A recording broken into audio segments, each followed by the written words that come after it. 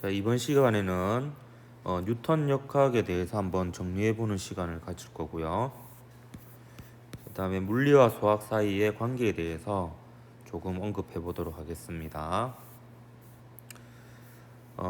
우선 그 뉴턴의 역학은요, 뉴턴의 운동 법칙은 1, 2, 3법칙으로 이루어져 있는데요. 이 중에서 제1법칙은 제2법칙에 포함이 된다라고 볼 수도 있기 때문에 크게 보면 제2법칙과 제3법칙으로 뉴턴 역학이 이루어져 있다라고 볼 수 있습니다.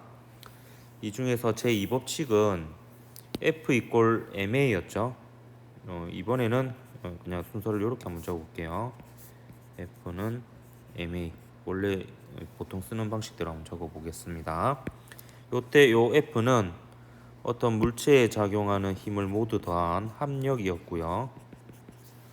그 다음에 요는 그 힘이 가해지는 물체의 질량이고요. 질량임인 물체의 가속도가 되겠습니다.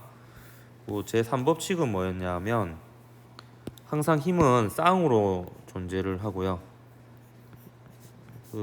한 힘이 작용이면 또 다른 힘은 반작용이고 서로 주고받는 힘은 크기가 같고 방향이 반대다 라는 얘기가 있었습니다.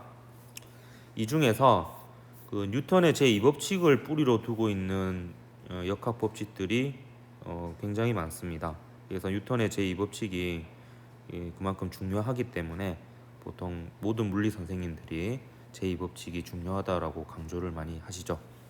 그래서 제2법칙으로부터 나온 것들을 한번 보면요. 일단 제1법칙이 제2법칙에 포함된다라고 볼 수도 있는데 그 이유는 제2법칙에서 F가 0인 경우, 합력이 0인 경우, 합력이 0이면 가속도가 0이죠.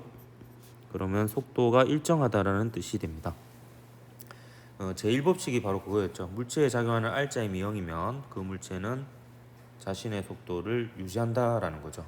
그래서 정지했던 물체는 계속 정지 상태에 있고 움직이는 물체는 계속 자신의 속도를 유지하며 등속 직선 운동한다는 거였죠. 그리고 뉴턴의 운동 제2법칙으로부터 나온 또 두 가지 법칙이 있는데요. 충격량과 운동량 사이의 관계가 있었죠. 힘과 시간의 곱인 충격량은 운동량의 변화량과 같고요. 그 다음에 일 운동 에너지 정리가 있었습니다. 힘과 변이의 내적인 일은 운동 에너지의 변화량과 같다라는 식이 있었습니다. 근데 요 식은 요 두 식은 둘 다 힘이 일정할 때 충격량과 일을 구하는 방법이고요. 만약에 힘이 일정하지 않을 때에는 FT 그래프에서 면적으로 충격량을 구할 수 있고 그 다음에 일은 힘 거리 그래프에서 면적으로 구하면 되겠습니다. 어쨌든 전체적인 흐름이 이제 이렇게 되는데요. 근데 요거 그러니까 요 뉴턴의 제2법칙으로부터 변형되어서 요 식을 변형해서 나온 식이 충격량과 운동량 사이의 관계식 그리고 일 운동 에너지 정리가 있겠습니다. 근데 요 식들을 보면 공통적인 점이 있어요. 제가 여러분이 물리를 배웠다면 요거 하나만은 좀 기억해 달라고 하는 부분이 있는데요.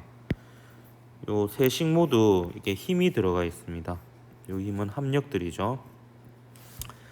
그래서 어떤 물체의 힘이 가해지면 그 결과 속도가 변한다라는 것이 뉴턴 역학의 핵심 내용이라고 볼 수 있겠습니다. 보면 요 세 식 모두 잘 보면 힘이 들어가 있고요. 그 다음에 속도의 변화와 관계된 식들이 들어가 있습니다. 그래서 힘이 작용하면 가속도 운동을 한다는 거고요. 또 힘이 작용해서 충격량이 작용하면 운동량이 변한다는 건데 그 운동량 안에 속도가 들어있고요. 그 다음에 힘이 작용해서 그 힘이 일을 하면 운동 에너지가 변한다는 건데 그 운동 에너지 안에 속도가 역시 들어있으니까 결과적으로 이 세 식 모두는 힘을 가하면 속도가 변한다라고 이렇게 공통적인 얘기를 할 수가 있습니다. 그래서 이제 요 식들을 좀 여러분 연관지어서 좀 생각을 하고요. 그 다음에 요 일 운동 에너지 정리로부터 또 나온 식이 두 가지가 있죠. 크게 보면 한 가지고요. 중력만 일을 하는 경우 중력 포텐셜 에너지와 운동 에너지의 합인 역학적 에너지가 보존이 되고요. 탄성력만 일을 하는 경우에 일 운동 에너지 정리를 쓰면 운동 에너지와 탄성 포텐셜 에너지 합이 일정하다라는 역학적 에너지 보존식이 나옵니다. 그래서 요 역학적 에너지 보존식을 한번 써볼게요. 어떤 순간에 운동 에너지와 중력 포텐셜 에너지의 합은 또 다른 순간에 운동 에너지와 중력 포텐셜 에너지의 합과 같다. 이렇게 쓸 수 있겠고요.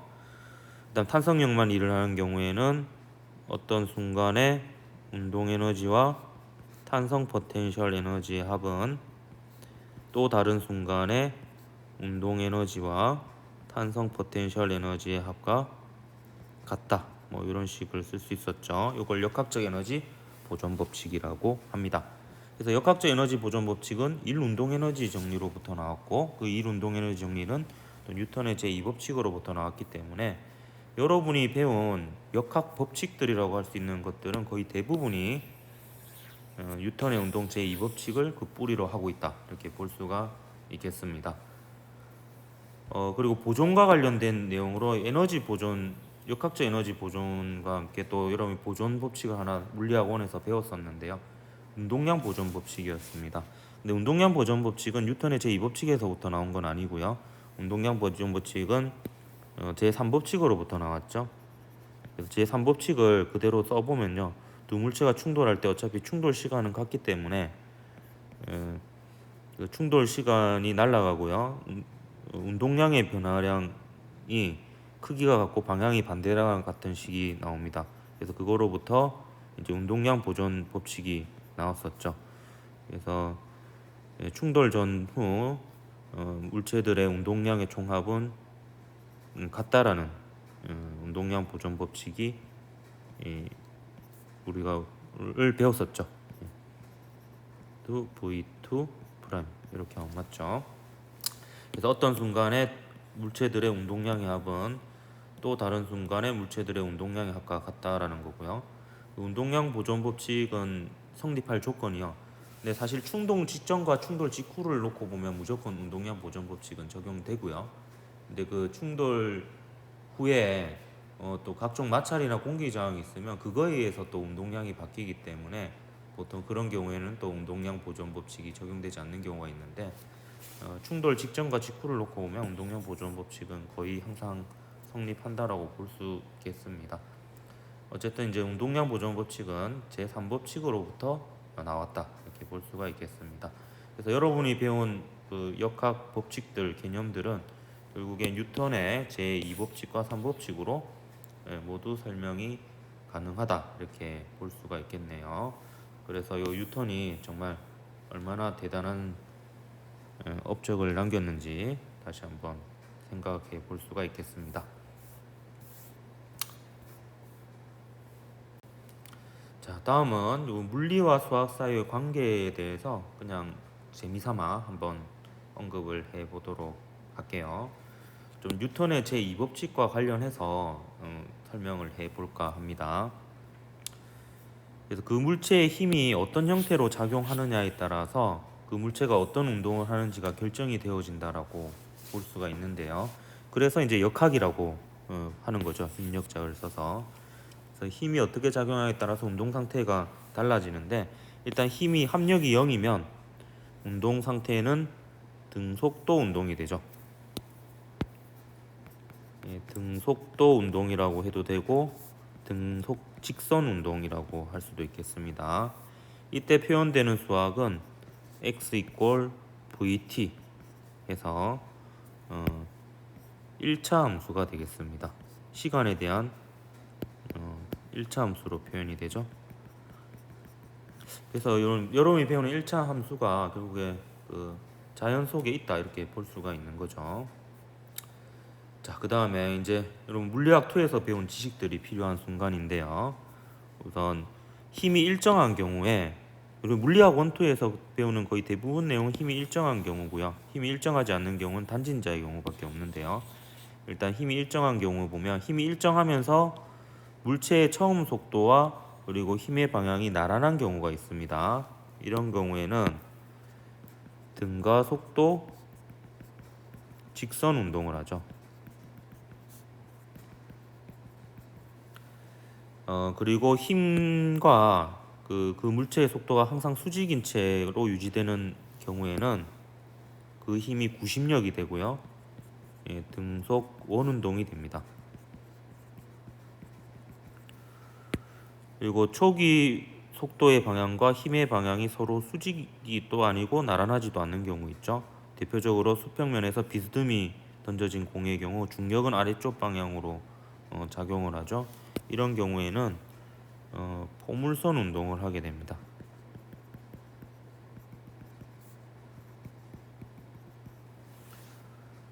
그리고 일단 이 정도까지 하고 요거 한번 정리해 볼까요? 힘이 일정한 경우 이제 요 세 가지로 분류를 해봤습니다. 힘과 속도가 나란한 경우, 같은 방향이거나 반대 방향인 경우, 힘과 속도가 서로 수직인 경우, 그다음 힘과 속도가 서로 나란하지도 않고 수직이지도 않는 경우 각각 이제 운동 상태가 이렇게 되는데요. 등가속도 운동 같은 경우에는 등가속도 직선 운동의 같은 경우에는 일단 그 우리가 물체의 운동에 대해서 이해한다라는 것은 결국에 그 물체의 위치와 그 위치에서 속도를 알게 되면 모든 걸 알게 되는 거거든요. 그러기 위해서는 이제 가속도를 알아야 되는 거고요. 그래서 ma = f로부터 가속도를 구해서 속도와 이제 위치를 구하는 거죠. ma = f에서 가속도를 구하고 나면 그걸 시간에 대해서 적분하면 속도가 나오고요. 속도를 시간에 대해서 적분하면 위치가 나오니까 그 물체의 운동, 위치의 변화와 관련된 모든 내용을 알 수 있는 거고요. 등가속도 직선 운동 경우에는 ma = f로 a를 구한 다음에 속도를 구해보면 속도는 처음 속도 더하기 가속도 곱하기 시간 이렇게 되어서 시간에 대한 1차 함수로 나타나게 되고요. 이번에는 등속도 운동과 다르게 등속도 운동은 위치가 시간에 대한 1차 함수였는데 등가속도 직선 운동은 속도가 시간에 대한 1차 함수고 등가속도 직선 운동에서 위치는 시간에 대한 2차 함수로 나오죠. 이게 v0t 플러스 2분의 1 at 제곱에서 시간에 대한 2차 함수로 표현이 가능합니다. 따라서 여러분이 열심히 배우는 함수들이 거의 대부분이 수학시간에 배우는 게 1차 함수와 2차 함수가 거의 대부분이죠. 이런 것들이 등속도 운동과 등가속도 직선 운동에 실제로 적용이 된다 이렇게 볼 수가 있습니다. 사실 등속 원운동의 경우에는요 조금 애매한데요. 왜냐하면 등속 원운동의 그림자의 운동은 또 사인 함수, 코사인 함수로 표현이 됩니다. 사실 그래서 위치를 시간에 따라 표현하는 거는 그걸로 표현이 하는 게 맞는데요. 약간 구색을 맞추기 위해서 억지로 표현하자면 등속 원운동에서 위치인 x 좌표와 y 좌표의 제곱을 더해보면요 그 등속 원운동 할 때 반지름의 제곱과 같습니다. 그래서 요거는 제가 억지스럽게 맞춰보겠습니다. 원의 방정식이죠. 그래서 원의 방정식이 당연히 원운동 하니까 등속 원운동에 포함이 되었다라고 볼 수 있고요. 이거 어물쩍 넘어갈게요. 포물선 운동 볼게요. 포물선 운동 경우에는 x축 방향에서는 등속도 운동을 하니까 역시 요 식이 시간에 대한 1차 함수가 들어가 있다라고 볼 수 있고요. y축 방향, 연직 방향으로는 또 등가속도 직선 운동하니까 속도에 대한 시간에 대한 1차 함수, 위치에 대한 시간에 대한 2차 함수가 들어있다고 볼 수 있는데요. 근데 포물선 운동 경우에는 그 포물선 운동의 경로를 보면요 이미 답이 나와 있는데요. 그 x하고 y 사이, 그러니까 그 수평 방향 위치와 위치 x와 연직 방향 위치 y 사이의 관계를 한번 보면 시간을 소거해서 구할 수가 있었죠. 그래서 연직 방향 위치 y는 탄젠트 세타의 수평 방향 위치 x 빼기 2v0 코사인 세타. 저도 보고 하고 있습니다. 이걸 외우고 있지는 않습니다. 분의 g의 x 제곱 이렇게 해서 넘어가 버렸네. 2차 함수죠. 그러니까 x하고 y 사이의 관계가 y가 x에 대한 2차 함수가 되겠습니다. 여기 풀렸네. 헤헤. 이렇게 되겠습니다. 그래서 포물선 운동이라고 하는 이유가 이게 보면 y 꼴 ax 제곱 더하기 bx 더하기 c 꼴이죠. 그리고 이제 x 제곱 앞에 마이너스가 붙었으니까 위로 볼록한 이런 형태가 되고요. 그래서 그 물체의 운동 경로의 그 운동 경로를 소학식으로 표현해 보면 이게 포물선 형태가 되기 때문에 이차함수가 포물선이죠. 그래서 이제 이 운동을 포물선을 그리며 위치가 변하는 운동이라고 해서 포물선 운동이라고 합니다. 이걸 이제 여러분이 물리학 2에서 배웠죠.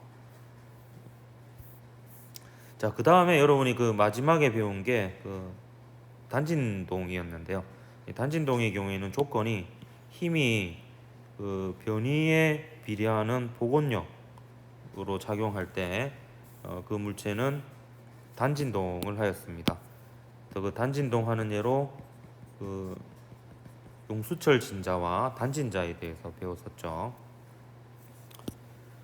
그래서 단진동 같은 경우에는 그 물체의 위치를 시간에 대해서 표현하면 A 사인 오메가 t 이렇게 표현되었고요. 이거는 이제 조화 함수인 사인 함수 혹은 코사인 함수로 표현이 되어지죠. 그래서 여러분이 열심히 배우는 삼각함수가 단진동 실제 자연에서는 단진동에 들어있다 이렇게 볼 수가 있습니다. 그리고 보면 이제 참 신기한 일이죠. 그 물리 법칙으로 이제 수학을 사용하고요. 그 수학이 실제 자연에 이렇게 녹아 있고 자연을 표현할 수 있는 도구가 된다는 게 굉장히 신기한 일이고요. 그래서 여러분이 고등학교 때 배우는 중고등학교 때 배우는 이러한 수학들이 결국에 자연을 이해하는데 도구로 사용되기도 한다라는 것을 알아두면 좋을 것 같습니다. 오늘은 여기까지 하도록 할게요.